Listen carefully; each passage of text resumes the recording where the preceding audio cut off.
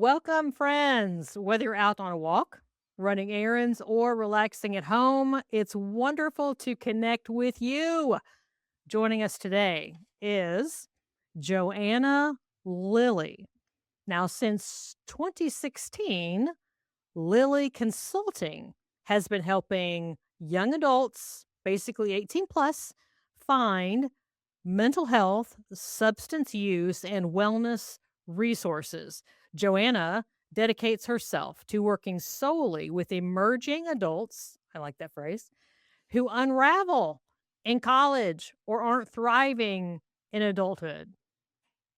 Joanna, welcome to Phoenix and Flame. Thanks for having me.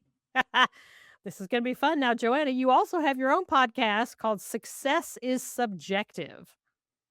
That I do. sounds very interesting, and we can maybe even chat about that at some point before the end of the episode.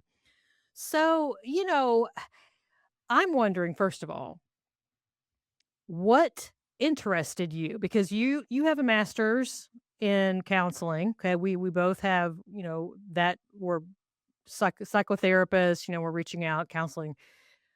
What interested you in that area to begin with?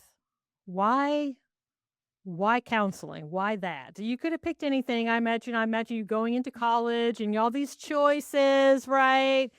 And most of us have some interesting backgrounds, some interesting stories as to why we choose what we choose. I'm wondering, just out of curiosity, why that for you, Lily? Yeah. Well, the short of it was I spent about 5 years after undergrad working jobs. I had wanderlust, so I was popping around doing all these seasonal gigs and I loved it. And I was exploring new places and people and environments and kind of checking off, like new visits to new states off my bucket list. And I got pretty burnt out after about 5 years, what felt like running and gunning. By the time I started a job, I was already having to look at, like, well, what comes next? Where am I going to go? So I was like applying for jobs all the time. My own anxiety for, like, what is my path? Where am I headed? Felt it was very overwhelming. And so my anxiety was really high. And naturally I wanted to go back to college because what structure or consistency exists of, like, okay, I have not had that for 5 years, I need to, like, rein it back in, but I need to have an advanced degree. And the one thing that I kept being drawn towards during those 5 years was working in some sort of, it was either a therapeutic environment or the experiences based on the program or the job were inherently therapeutic, meaning like it was just a healing space or activity. And so I just felt like the one thing that I was being called towards was counseling, right? Like naturally that's the next step. I don't want to be kind of a frontline behavioral staff forever. Um so anyways, I did that, and I looked at a bunch of different grad schools, but the one thing that I ended up being drawn towards was I was gonna have to pay for it. So in addition Mm. to looking for the advanced degree, I gotta find the program that's not just going to pay me to be a student, but actually pay additionally so that I can pay for myself while I'm a full-time student. So I ended up going to West Virginia University where I had a graduate assistantship, that afforded me 2 years of a graduate degree for less than $5,000. Nice, nice. And I heard a word in there that you described, anxiety, when you were running and gunning, running around, and I love the fact that you are focused now on what was this term that the emerging adults. Mhm. Um, it's a thing. I mean, on so many levels, so many things are coming to my mind, and we'll kinda get into some of those questions, but I know as well as you do that when you go into a program like that, a grad program, and then you come out and you start working with different populations. In the beginning, they have you exposed to quite a few different populations. What what drew you to what you're calling the emerging adults? Why that group? What was the appeal? Well, and it's funny because up until I went back to when I went to grad school or returned to school in general, I had only ever worked with like children and adolescents or in those settings, or ironically, even like some peppered, like older adult professionals. So I had skipped this working with emerging adults. And then when I returned, went to grad school, and at that point now you think like these are young people that are at least a decade behind me in their beginning, undergraduate experience. And I just had this like, I don't it was truly like a light bulb going off for me. Oh my goodness. This is a different beast of, the world experience for this crew right behind me. And so I just honestly, I was, A, excited. There was just a lot more awareness around it, and I was like, developmentally, these are still very much like working with adolescents, but they're adults legally. They can make decisions that end up impacting them without their parents' input. And so it just felt like this a very impressionable age group that was on one hand really vulnerable and on another hand really hungry and curious to like lean into adulting. And so I just like totally locked in. I love this age group because of the separation or the start of that individuation from their parents to become their own person. And so I just wanted to be a little blip on that journey for them as they're figuring out, who am I? What do I want to do? And like, how can I live in this world? Wow. And these questions, these existential questions, I mean, they've always been rough, but to be honest, I mean, I've been on podcasts where they had multi generations representing different views, and it was interesting. And it seems like in generations past, and I can speak to this because I'm Gen X, is that, our choices were more limited. And so we had the existential questions, but it was also like, well, this is what you're going to do, right? You don't have to think about this and that and this and that because this is what you're going to go do. And so it seems like the younger the younger generations are presented with so many more questions that what I'm hearing from them is not only anxiety, Mm. but frustration with the kind of state of the world with this huge emergence of social media and that impact on the emerging adults and what that does to them, and their frustration with the economy, their frustration with just how things are going, and then also expectations that older generations have and labeling and this type of thing. I've heard so many stories. Um, what what have you I'm kinda wondering what stories you've heard from the emerging adults of what they're struggling with, because 'cause I'm imagining there might be some listening now or some watching now, and they're thinking, "This is it. What is she gonna say? I mean, speak to me about these serious, real issues." Yeah. Yeah.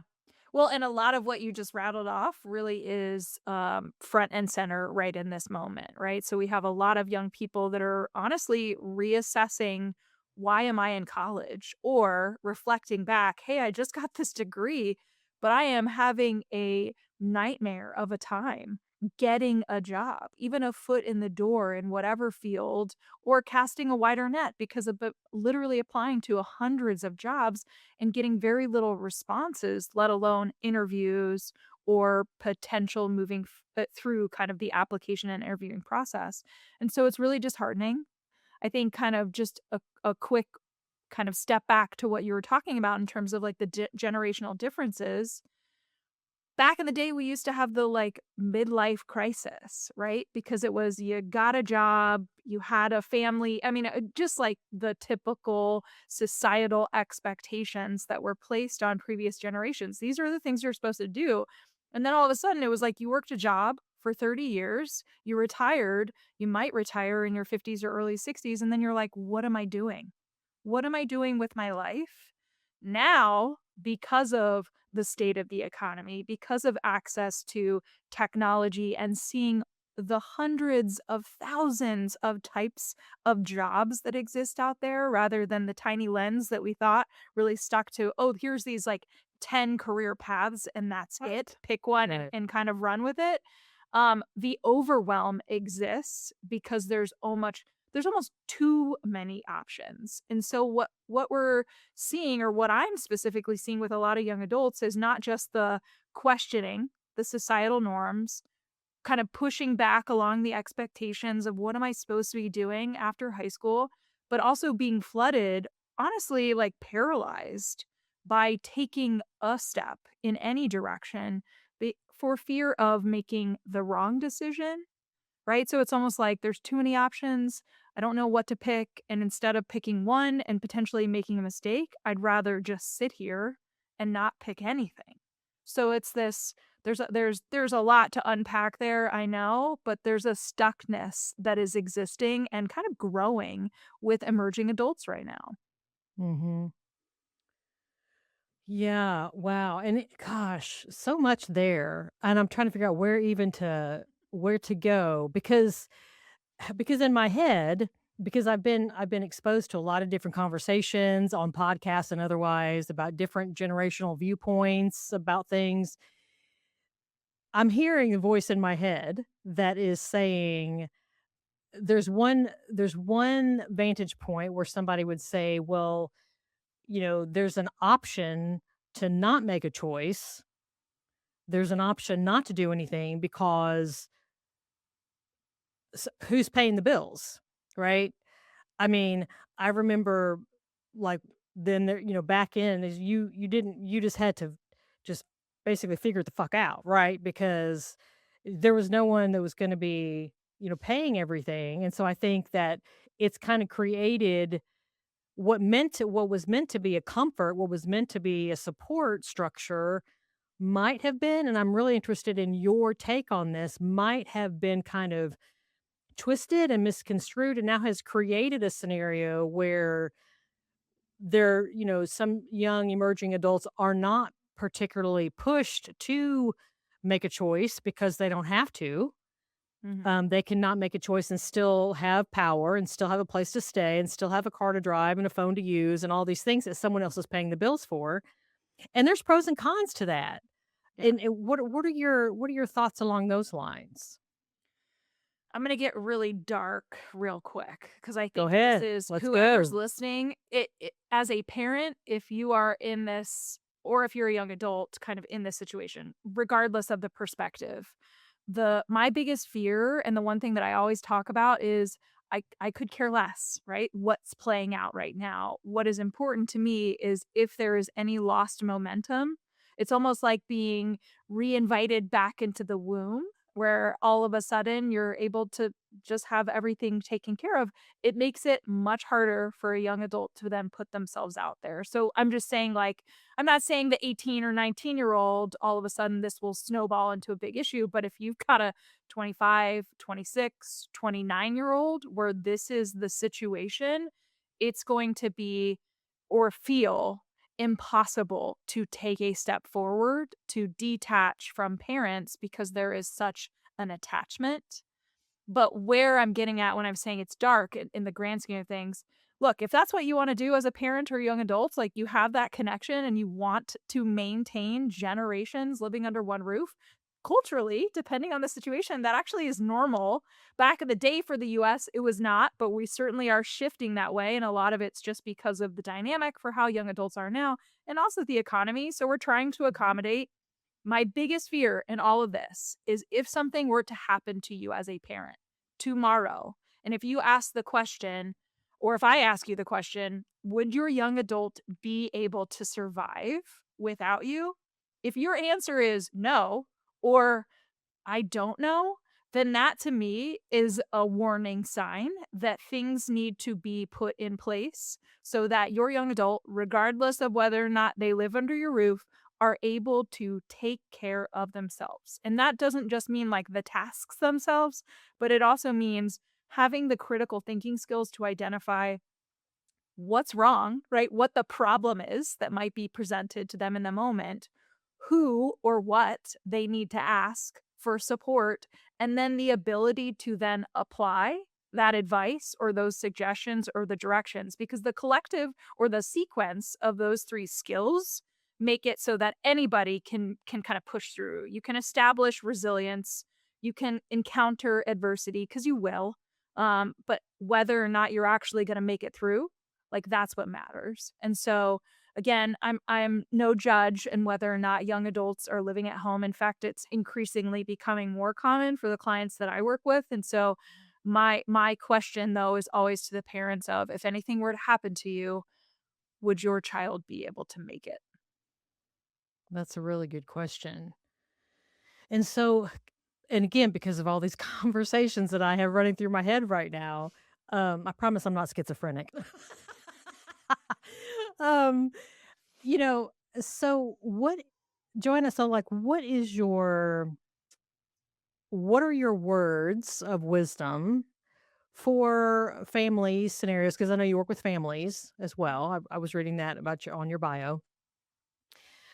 When they're concerned about the mental health, let's say the parents are concerned, but also the emerging adult is also concerned about their own mental health. They might have just crippling anxiety. There might be someone listening right now that is hearing you and hearing me and thinking, I want to do these things. I want to launch out. I want to start, find a career or something to do, but they're crippled with fear, anxiety. May have depression that gets really super dark at times that they might be Mhm. concerned about. And their parents might be concerned about, thinking like, what if we set some kind of hard boundary and say, you've got to move along, okay? Yeah.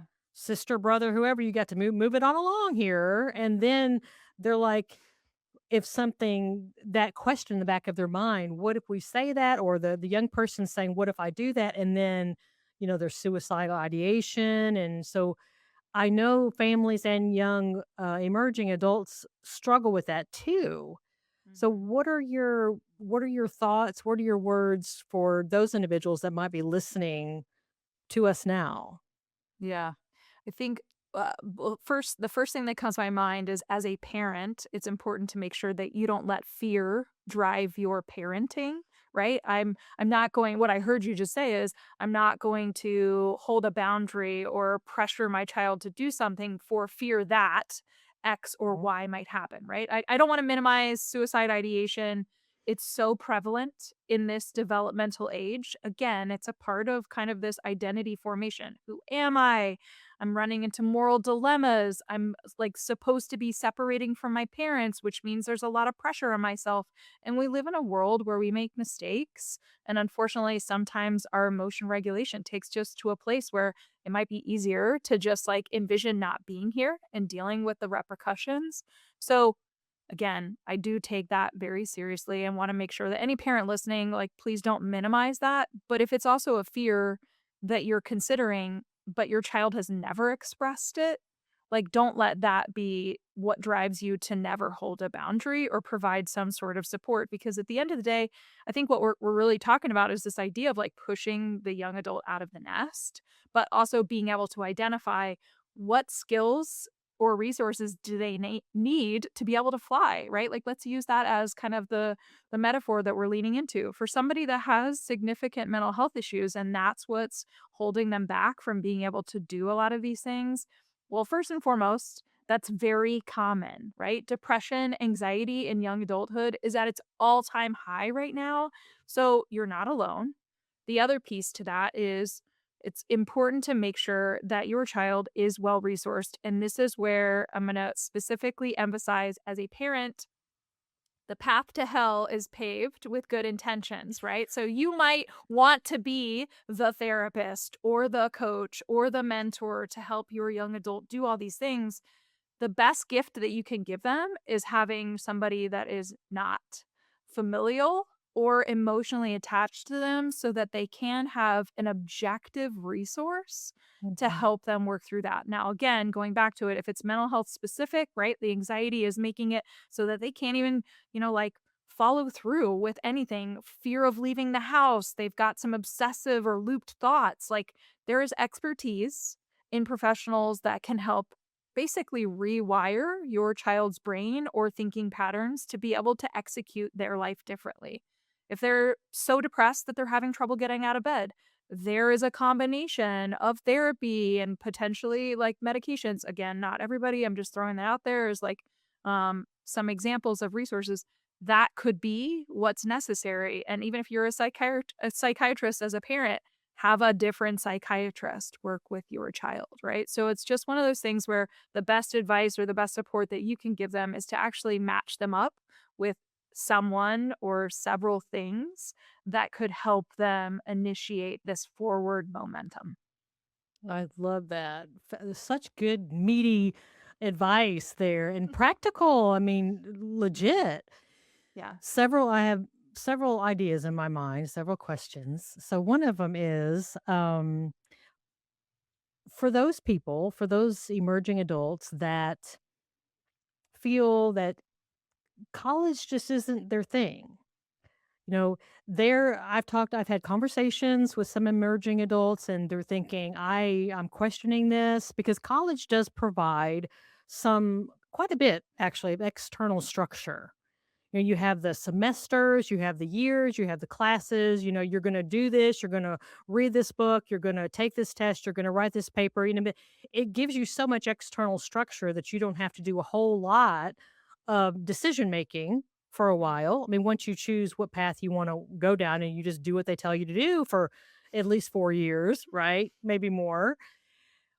But and this is good and bad. There's pros and cons to this like everything, but there's some young people that are thinking, I don't know about that. I don't know about the debt that I'm going to incur. I don't know if there's if this juice is worth the squeeze. I don't even know what major I would choose. And then they're left kind of just flim flam, just they don't they don't know what to do because whereas when you're 18, like back in the day, like I said, I'm Gen X, so back in the day it was just strongly encouraged that we would go to college. Mm. There was a vocational path, but it was not many people used it. And so you went into college and so then once you made that decision, like I said, a lot of your decisions just by that one choice, Yeah. I'm going to go to college, so many other choices were made for you like a domino effect. And so as you were learning and developing your emotional psyche and such, you just kind of followed the path of what they told you to do, what classes to attend, what to do, but now so many more people are opting out of that and they're left kind of dangling. I Yeah. mean, what has been your experience with those emerging adults that are opting possibly not to go to college, and how are they handling the lack of external structure?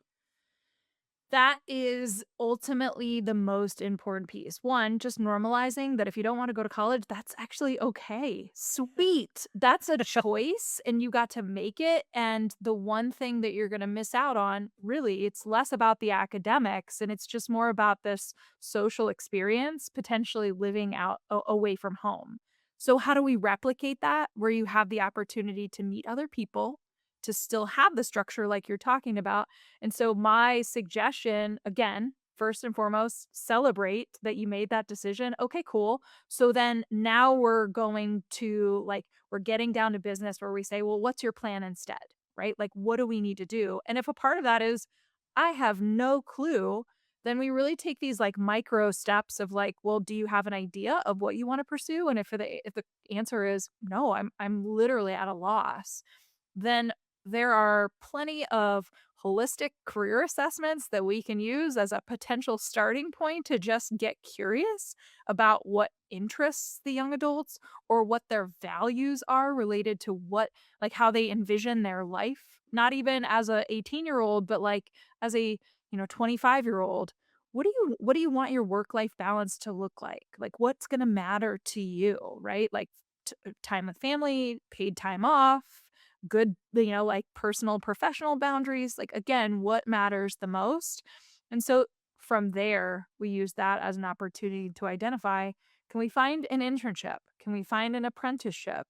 I mean, shoot, going back to my own personal experience, right? There are seasonal jobs out there. You could be a camp counselor. Go do something somewhere else, have a learned experience, And then from there, let that be an opportunity to have additional doors open to you based on the people that you met, the experience that you had in terms of employment or kind of path of interest in general, and then use that as an opportunity to continue to navigate where life leads you. Because it could lead you to college eventually, or it could lead you to, actually, I want to live abroad. I'm going to go be an au pair, or, again, the list goes on. Like there are plenty of options, which includes influencer, dare I say. So there are things that young adults can do, but it requires putting together a schedule. And whatever that schedule is, I'm always going to say it. Whatever it is that you're doing, whether it's working a job, interning, volunteering, etc., treat it like it is a full-time job. So if you're not in college where you would hypothetically be doing school work in class or out of class assignments for a collective of about 40 hours, what are you doing instead that is filling your time? About 40 hours a week. And if you can't figure it out, let's just start piecing stuff together to fill your time so that you do have that structure.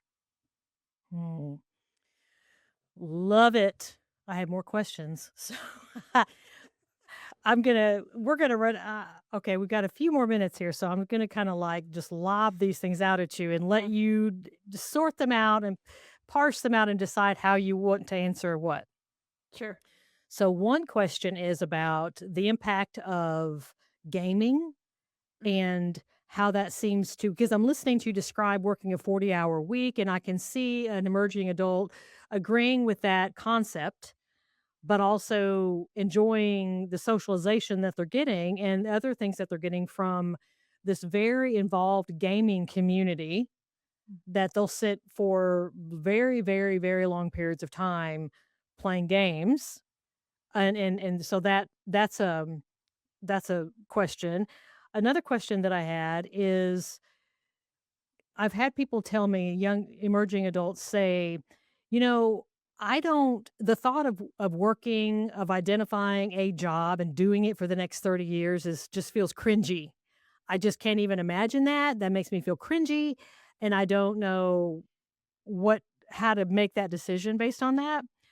Um, and I'm also thinking about moms. I know some moms who are very sort of like maybe somewhat codependent, enabling with their children, with their adult children. They've done a lot for them, and for different reasons, they maybe gain something from doing. They're kind of stuck into that pattern of doing for their children as they're getting older, and don't really know how to stop doing that without feeling like they're being unloving or hateful, and not knowing how to break that pattern of doing and doing and doing, like making the meals, bringing the meals, doing the laundry, doing all the things, because it's what as a mom, it's what she's always done, and so how to not do that, that's hard, Yeah. and Yeah.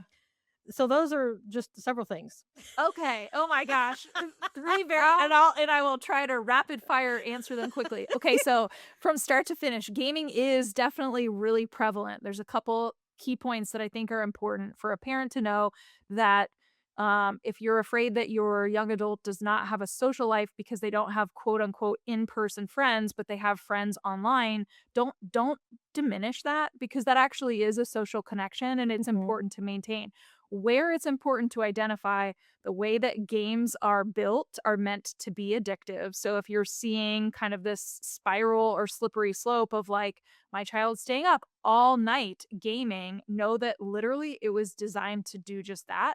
So you got to figure out ways to hold boundaries for your young adult to say at certain times, either you've got to stop, or there will be consequences. And here, this is why it's important to kind of mention this. And I will also just say, like, as a little sidebar, I am not a parent coach, but this is just kind of what commonly is seen or done for some of the families that I work with.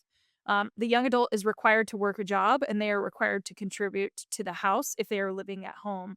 Whatever that rent or cost of food is, if they lose their job because they're staying up and gaming, the parents will need to have kind of, if X happens, then Y, right? Like those boundaries need to be in place and communicated clearly, because the last thing that you want is somebody who is literally doing nothing but gaming because that then goes back to the previous question that I threw out, which like if something were to happen to you, would your kid be able to take care of themselves? The answer for somebody who is just gaming is no. Because that's also the parent that it's potentially, and kind of goes into your third question, that's the parent who's making sure that their kid is eating, going to the bathroom, right? Like doing their laundry because that's being done for them. So I think the first thing that I would actually recommend is one, make a list as a parent. What are you doing? Right? Like be self aware for yourself. How much are you giving? Because whatever it is that you're doing, we need to target some of those activities or tasks and start to peel back. That's also in tandem as you're communicating to your child, hey, just heads up, I'm no longer going to be bringing you food to your bedroom, right? Again, I'm just using that as an example. Or, hey, I'm Sure. not going to do your laundry anymore. That's really important for you to learn how to do this. And so being able to not just communicate that it's going to change, but also make sure that you're there to help teach them or identify I'm not the person to teach them who can teach them in this moment. So again, kind of planting in that resource support. And then the last thing that I'll throw there, well, actually back up. If you are having trouble as a parent, being able to peel back in some of these activities and you need like more intensive support, that's where I actually think there are great parent coaches that exist out in the world. Like find your personality match and availability and have somebody teach you. I mean, it's not just about, parenting. It literally is. What are boundaries? What are changes in communication? What's developmentally appropriate for young adults so that you understand what it is that you're doing, what your child is doing, and kind of work collaboratively to figure out how to support the individuation process rather than continue to fuel the codependency or dependency. Okay, so that's it. That's my blurb there. And then the last thing is about careers. Oh my gosh, nobody works one job nowadays. In fact, I heard some wild statistic recently that said that young adults nowadays, and I don't know if this is like the beginning of what Gen Z is seeing, but they'll have 9 careers, not jobs, careers. So I think what that paints the picture of is we've got people that are pursuing a particular path, identifying in however amount of time, this is not for me. And then they shift and it ends up looking like a complete diversion to a completely different field. I mean, like I see people all the time that went off to college, maybe they got a bachelor's in business or something, or even went through to a grad program and they worked in the business industry for a little bit. And by 25, they're like, screw this. This is crushing my soul. I always wanted to be a florist. Okay. So pursue that. So again, it's just one of these things where we're trying to normalize that it's okay to not know at 18 what you're going to do the rest of your life because nobody did. And even for the people from previous generations, I would say millennials and Gen X were definitely the ones that paved the path where it was okay to do something different or to not do something for 30 years and just do it cuz that's what you were told you were supposed to do. Lovely. Now, I know our time is up, but I cannot let this comment but go by. So, if you were talking about their experience of the job is just like crushing their soul, right? Which if whoever's in a job and feel like it's just sucking the soul out of you, then get the fuck out, right? Go, leave. Um, there's also a flip side of that where I run into situations where individuals are like, well, this isn't very fun. I don't like getting up at 6 o'clock in the morning. I'd rather sleep till 10. So, this isn't very fun for me. So I think I'm just going to scoot on out. And so then they end up job hopping around. And it's one thing, like you said earlier, if somebody's like 18 or 19, they're babies, right? They're just Yeah. big. They just got out of high school, for goodness sake. But if you're like 24, 25, 26, on your later mid late 20s and you're just like hoppity hop, hoppity hop, hoppity hop, Mhm. and the question, so many jobs cannot be sucking your soul out, right? That just doesn't even compute, No. right? So it's No. just like you got to find that line between this job is sucking my soul Yeah. versus meh, I'm just not, Yeah. this isn't fun for me. I think what you're describing, it's the difference of like a true disconnect in terms of values, right? Like, let's go back to this like work life balance again. That feels sometimes tongue in cheek, depending on the industry.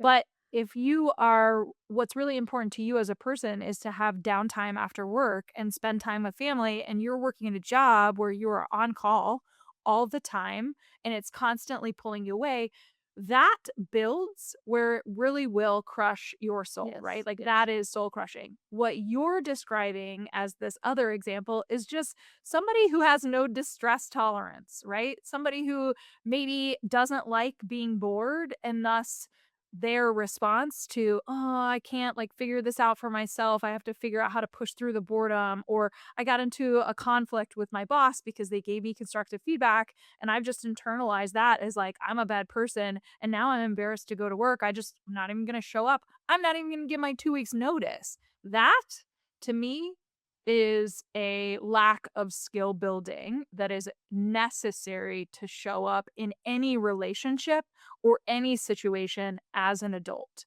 Because that to me feels like somebody might be developmentally stuck and potentially had grown up in an environment where if they were ever bored, it was taken care of, right? Like they never had to learn how to self-soothe. And maybe they never had to lift a finger, right? Like we'll take care of things for you. And so now all of a sudden you have to do some of these mundane tasks. And it's like, well, this sucks. I don't want to do this, right? Whether it's showing up for work at 9 a.m. and being there on time or doing tasks that are assigned to you that you just don't like because they're not fun, quote unquote. Like that's the nature of work. A part of work is also finding the joy in the things that you do and with the people that you do it. But there are like if you're striving for a job that's always fun and everybody's hunky dory all the time, like your expectations are very unrealistic. And I hate to burst your bubble, but like that, like if you're striving for that, you're just striving for being disappointed all the time. Hmm. Okay, so Joanna, I promise, but I still have one more comment. This is such a good conversation, and it's so practical and useful, and it's happening, right? I've had because I'm the queen of boundaries, and my passion is to support high performers to keep them from burning out. I've Mm, got a keynote that says becoming the CEO of your mental boardroom, banishing burnout with boundaries. But see, I'm exposed to a lot of like corporate teams, corporate situations, and C-suite managers and directors. And I've had some people say to me that boundaries, because of what's happening now, they have kind of a bad taste in their mouth mm, because and one guy gave me a really good example. He said, "Dana, I had a woman working for me, a young woman working for me, and in most jobs, it's you have the job description, but every once in a while, you might have to do a little bit extra. Not all the time, but every once in a while, there might be a project, there might be something happening, and you have to do a little bit extra, and whatever. You're a team player, right?" And this particular young woman was like, "No, I'm not going to take in these. I'm going to take this amount of calls during the day, and I'm setting my boundary. I'm not going to take any more calls than this during the day."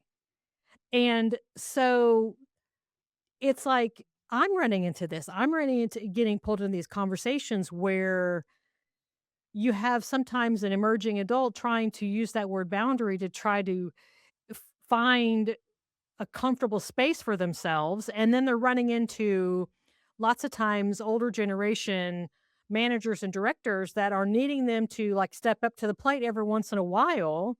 mm. And that word boundaries is getting thrown out and it's getting leaving a bad taste in people's mouths, and it sometimes seems to be misused by people Yeah. that are maybe trying to avoid, like, it's what you just said, maybe they don't have the ability to handle discomfort or distress, and so they're saying, that's my boundary, I'm not gonna do any more than that." And so it's like, how I'm very interested in your thoughts on that, and I promise I won't say any more after this. Well, I think that and even if you do, that's okay, right? I think the important piece in all of this is that it's really clear to have the conversations when this employee is starting work. Because as a supervisor or a manager, you have to very clearly articulate, hey, here's what's on the job description and here's what will likely come up. And if you cannot do this, right? Like, this is my expectation that you will show up. Again, it's not always, but it's every once in a while you'll see this.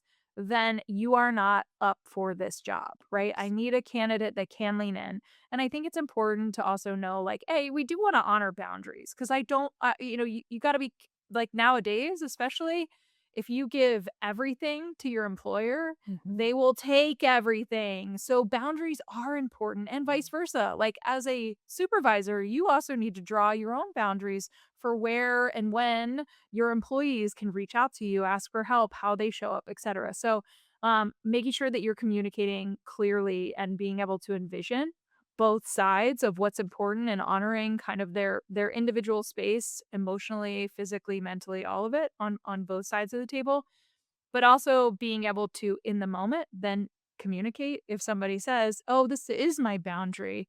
You have to give constructive feedback in the moment of like, actually, this is not a boundary. This is avoidance, and question whether or not that particular employee is ready to do the work, right? Like, this is where you say, hey, you know what? Maybe this is an opportunity to identify or reassess whether or not this is a fit with this job because I do need you to show up a little bit more. Because that being kind of subpar in their like showing up as an employee will just kind of limp them along, never advances them, never challenges them, and that's what employees need to be able to do, right? We have to grow, and by growing, we have to adjust our boundaries in, at certain times. I love it. This has been the greatest conversation. I promised I'd stop. I'm gonna stop. But okay, but I wanna make sure that the listeners and the viewers can get a hold of you because I'm sure they're thinking, "Oh my gosh, I love everything she has to say." And I'm looking at the information that you gave me. So where do you want them to go to lilyconsulting.com? Yep, that is I mean, it houses everything. I've written a ton of blogs, also the links for my podcast are there, so if anybody wants to listen to that, as well, like, just go there, that's the best way to find all the things. And Lily is Lilley, and of course, that's gonna be in the title and the show notes and everything. Joanna, this has been I really didn't know how all this podcast, but I feel like we could probably talk easily 30 more minutes about things. I mean, because the way I do Phoenix and Flame is it's got to be real.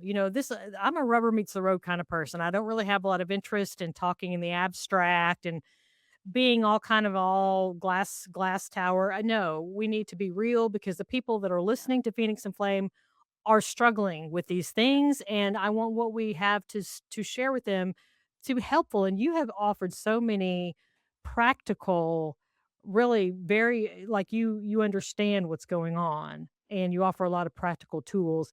Thank you for spending your time and giving us your expertise and your insights on Phoenix and Flame, Joanna. Thanks for having me. Oh, guys, I know you've heard multiple things today and you're thinking, woo, I know the exact person that needs to hear what Joanna has to say.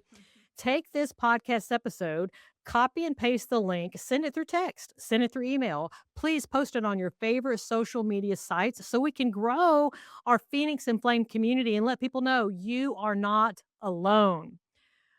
I hope your day is going great. I hope the rest of it is fantastic. I'm Dana on Phoenix and Flame.